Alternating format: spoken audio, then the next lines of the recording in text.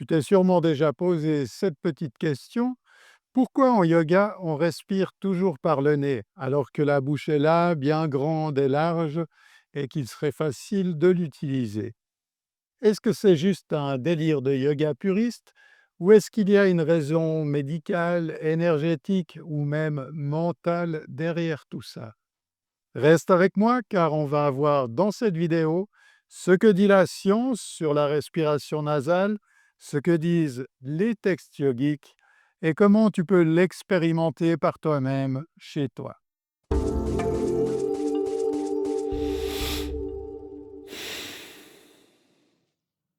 Bienvenue sur Prana Yoga Life, moi c'est Didier, professeur de yoga, et je vais répondre aujourd'hui à cette question qu'on m'a posée des centaines de fois: pourquoi tu nous interdis de respirer par la bouche? Je te rassure, je ne suis pas fâché avec ta bouche, mais en yoga, la bouche, c'est un petit peu la sortie de secours. L'entrée principale de ta respiration, c'est le nez. On va commencer simplement et répondre à cette question: pourquoi le nez est-il mieux que la bouche pour respirer en yoga? Tu verras que ton corps est bien plus intelligent que tu ne le crois. En version très courte, on respire par le nez parce que le nez déjà va réchauffer l'air, l'humidifier et le filtrer. Il produit aussi un gaz spécial, le monoxyde d'azote, qui aide tes vaisseaux sanguins et ton système immunitaire. Il ralentit aussi ta respiration, ce qui calme ton système nerveux et ton mental. Et à l'inverse, la respiration chronique par la bouche a tendance à déjà assécher la bouche, amener des problèmes dentaires et des problèmes au niveau du sommeil. En yoga, on veut un mental calme, une énergie stable et un corps protégé. Donc, Nez Power. Ça, c'est pour la version TikTok rapide. Maintenant, on va rentrer dans le vrai détail, simple mais précis.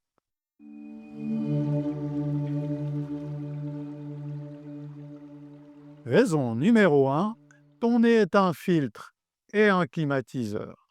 Imagine que tu invites des amis chez toi.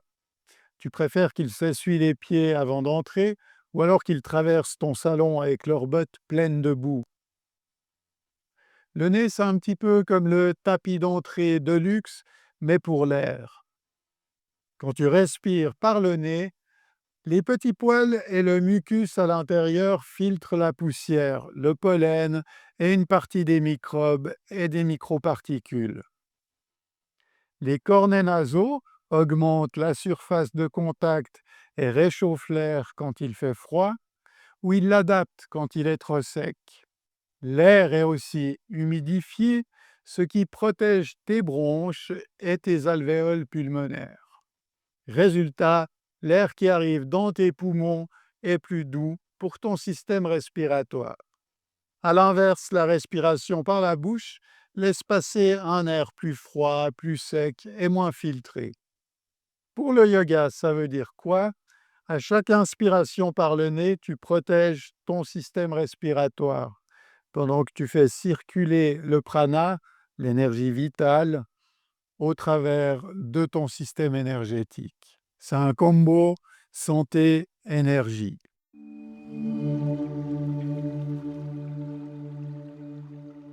Raison numéro 2, le héros caché, le monoxyde d'azote. Deuxième point un peu plus scientifique, mais je te le traduis en version simple. Tes sinus, ces cavités autour du nez, produisent un gaz, le monoxyde d'azote, qu'on appelle NO. Quand tu inspires par le nez, il y a une petite quantité de ce NO qui descend avec l'air dans tes poumons. Et il y a des études qui montrent ce que fait ce NO sur ton système respiratoire. Premièrement, au niveau des vaisseaux sanguins, ça a tendance à les dilater légèrement, ce qui permet une meilleure circulation de l'oxygène.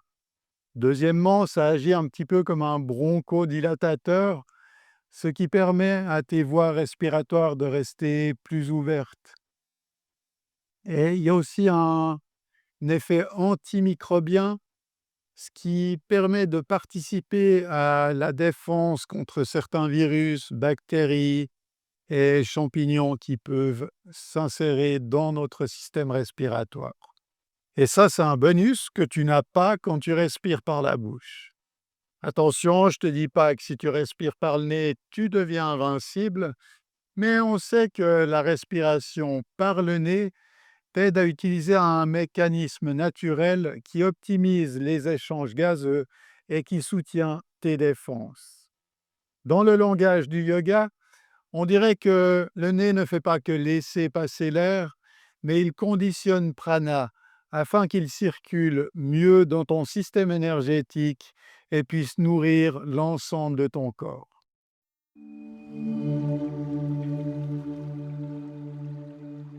Le nez ralentit le flux, ce qui amène un mental plus calme. Troisième point, la vitesse de ta respiration. La bouche, c'est une grande porte. Le nez, c'est un couloir étroit. Du coup, passer par le nez, ça ralentit ta respiration. Et ça change tout. L'air a plus de temps pour se mélanger dans tes poumons, ton diaphragme travaille mieux et surtout, ta respiration devient plus régulière, plus lente, plus posée. On sait aujourd'hui qu'une respiration plus lente, plus régulière, environ 5 ou 6 cycles par minute, active davantage le système nerveux parasympathique. C'est le mode repos, le mode digestion, le mode récupération de ton système nerveux. Les études montrent que ça peut diminuer l'anxiété, réguler le rythme cardiaque et nous sortir de cet état de stress permanent de notre vie quotidienne. Et là, tu entends le Yoga Sutra de Patanjali qui murmure derrière: en apaisant le souffle, on apaise les fluctuations du mental. Respirer par le nez en yoga, ce n'est pas une lubie.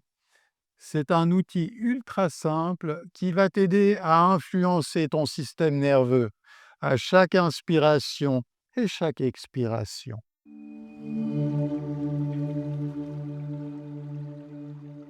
Raison numéro 4, la bouche pratique, mais pas comme mode par défaut.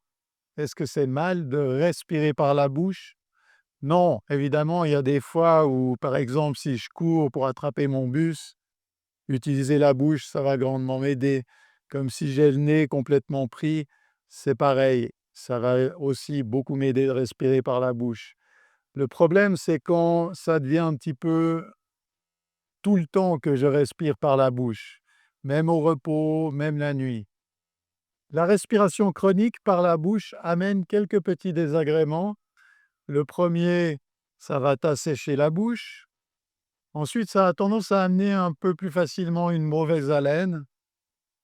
Il y a des risques de caries plus élevés, comme d'inflammation des gencives. Et au niveau du sommeil, ça peut créer des petits troubles du sommeil, des ronflements plus faciles. Et chez l'enfant, ça peut même influencer sur la croissance de la mâchoire et même du visage. Encore une fois, ça ne veut pas dire que si tu respires par la bouche, tout va s'écrouler. C'est simplement que ça nous montre que le design du corps, c'est plutôt nez d'abord et la bouche en ponctuel. En yoga, on veut justement rééduquer ce réflexe pour que ton corps revienne à ce fonctionnement naturel.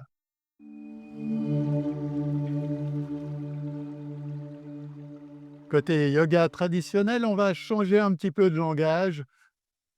Les textes ne parlent pas de monoxyde d'azote ou de parasympathique, mais de prana, l'énergie vitale, et de nadi, les canaux subtils. Dans le hatha yoga, on décrit deux grands canaux subtils. Ida, lié au côté gauche, au calme, à la lune, et Pingala, lié au côté droite, à l'action, au soleil. Les deux passent symboliquement par les narines. La pratique, comme Nadi Shodhana, la respiration alternée, utilise justement les narines pour équilibrer ces deux polarités. Donc, dans la vision yogique, le nez, c'est l'entrée du prana, et la façon dont tu vas respirer par chaque narine va influencer ton état intérieur. Et le contrôle du souffle, le pranayama, dans le yoga, le chemin du yoga, c'est un pilier complet de ce chemin. Quand on regarde ça avec des lunettes modernes, on voit que ce que les anciens décrivaient comme énergie correspond en partie à ce qu'on observe aujourd'hui sur le système nerveux. La chimie du corps, la respiration, c'est ce qui est beau, ces deux langages se répondent.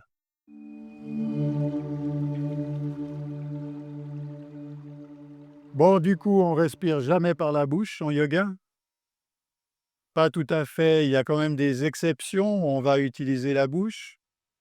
Par exemple, dans certaines techniques comme Shitali ou Siddhikari, on inspire par la bouche pour refroidir le corps et l'expiration se fait par le nez.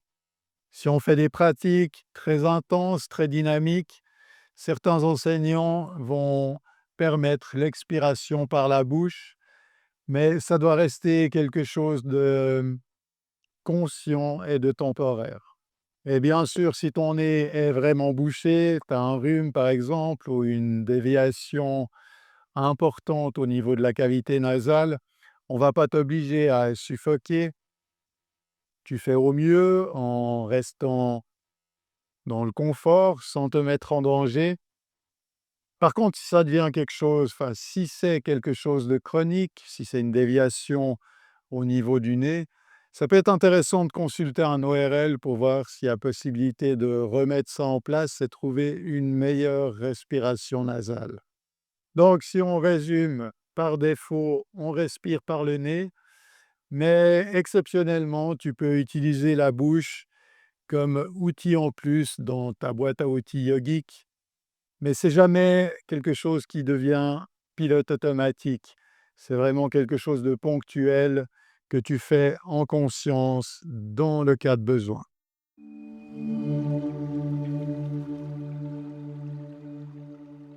OK, on va faire un mini lab de yoga là tout de suite. On va comparer bouche et nez pour que tu sentes la différence dans ton corps. Assieds-toi confortablement, relâche tes épaules, détends la mâchoire. Pendant 5 respirations, tu vas inspirer et expirer par la bouche, un peu plus vite que ton rythme naturel, comme un léger soupir répété. Inspire, expire, encore 4 fois.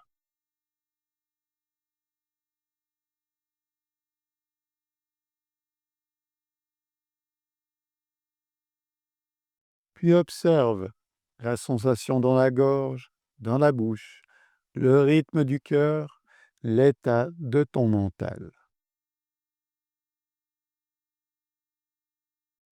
Maintenant, referme la bouche doucement, laisse la langue se reposer au palais, juste derrière les dents du haut. On va respirer seulement par le nez, plus lentement. Inspirez sur 4 temps et expirez sur 6 temps. Inspire, 2, 3, 4. Expire, 2, 3, 4, 5, 6. Continue quelques cycles.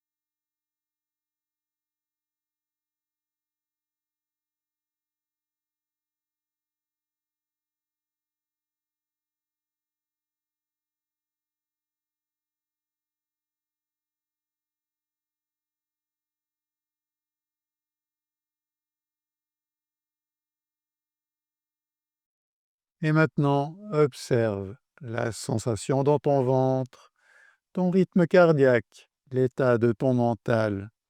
Souvent, on sent que le mental se pose, le corps se détend un peu plus, la respiration devient plus silencieuse. C'est exactement ce qu'on recherche en yoga.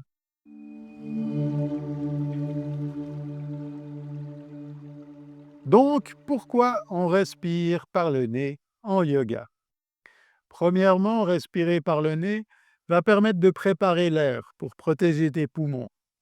Deuxièmement, on crée un petit cocktail avec du monoxyde d'azote, ce qui va permettre de faciliter ta respiration et développer ton système immunitaire.